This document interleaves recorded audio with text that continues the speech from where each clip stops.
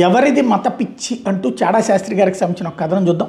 ఆర్ఎస్ఎస్ని బీజేపీని ఫాలో ఎవరిని హిందూ ధర్మం మరియు సంస్కృతి గురించి మాట్లాడేవారిని మత పిచ్చివారు అని వాగే ఇతర మతస్థులు హిందూ సెక్యులర్ మతస్థులపై ప్రశ్నకి హిందూ సెక్యులర్ మతస్థులపై ప్రశ్నలకు జవాబు చెప్పాలి.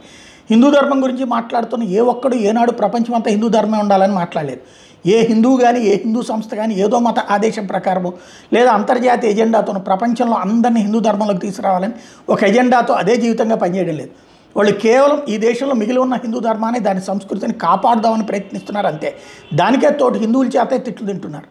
అబ్రహామిక్ మతాలు కరడగట్టిన మతాదేశాలతో పోలిస్తే పూర్తి జీవన స్వేచ్ఛ మరియు మత స్వేచ్ఛ స్వాతంత్రాలు ఇచ్చే సనాతన హిందూ ధర్మం శతాబ్దాల పాటు అబ్రహామిక్ మతస్థుల పాలకుల చేతిలో చావు దెబ్బలు తిని కొన ఊపిరితో మిగిలిన ఉన్న హిందూ ధర్మాన్ని దాని సంస్కృతిని 1947లో వచ్చిన ప్రభుత్వాలు ఊపిరిపోసి మళ్ళీ బతికించి పూర్వవైభవం తేవాల్సింది పోయి సెక్యులరిజం పేరుతో దాన్ని ఇంకా నిర్లక్ష్యం చేసి చిన్నచూపు చూసి అనాథని చేసి ప్రపంచంలో సంఖ్యాబలం మరియు నిధుల బలం బాగా ఉన్న రెండు పెద్ద అబ్రహామిక్ మతాల వారికి మైనార్టీ రక్షణ పేరుతో ఈ దేశంలో మెజార్టీ మతస్థులకు కూడా లేని పలు హక్కులు కల్పించి హిందూ ధర్మాన్ని మరియు సంస్కృతిని ఇంకా బలహీనపరిచే కుట్రకు తెరదీశారు.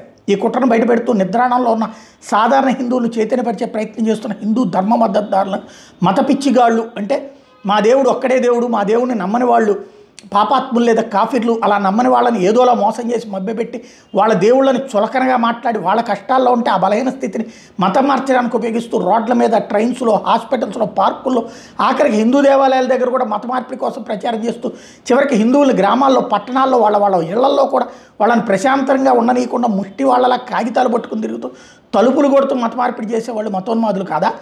మరోపక్క మరో మతం వాళ్ళలో హెచ్చు శాతం మంది జీవితంలో చేస్తున్న ప్రతి పని మతంతో ముడిపెట్టేసి ప్రతి చర్యలో మతాన్ని జొప్పించేసి పుట్టిన పిల్లల దగ్గర నుండి వేషధారణ మొదలుకొని ప్రతి విషయం ఎప్పుడో 1700 సంవత్సరాల కింద నమ్మినవి ఎప్పటికీ బలవంతంగా వాళ్ళ సమాజం మీద రుద్దుతూ తమ మత ఆదేశం ప్రకారం భారతదేశంతో సహా ప్రపంచంలో ఉన్న ఇస్లామేతరులను అందరినీ ఇస్లాంలోకి నయానో భయానో మార్చేద్దామని ప్రతి దేశంలో రాజకీయ అధికారం కోసం పకడ్బందీగా ప్రణాళికలు రచిస్తూ ముఖ్యమైన రాజకీయ పదవులు పొందుతూ తమ ప్రణాళికలు అమలు చేస్తున్న వాళ్ళు కూడా అసలు మతత్వవాదులు కారా? మరోపక్క మరో మతం వాళ్ళలో హెచ్చు శాతం మంది జీవితంలో చేస్తున్న ప్రతి పని మతంతో ముడిపెట్టేసి ప్రతి చర్యలో మతాన్ని జొప్పించేసి చేస్తున్నటువంటి మతత్వవాదులు కాదు. మీకు నచ్చిన దేవుడిని మీరు పూజించుకోండి, మా హిందువుల జోలికి రాకండి అని చెప్పడం మతత్వమా?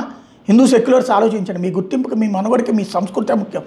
ఆ ధర్మం, ఆ సంస్కృతి కనుమరుగైపోయిన ప్రాంతాల్లో హిందువుల పరిస్థితి తెలిసి కూడా మిమ్మల్ని మీరు సెక్యులరిజం పేరుతో మోసం చేసుకుంటున్నారు అంటే అది మీ ఒక్కరికే నష్టం కాదు, హిందువుల భవిష్యత్తు మనుగడకే ప్రమాదం.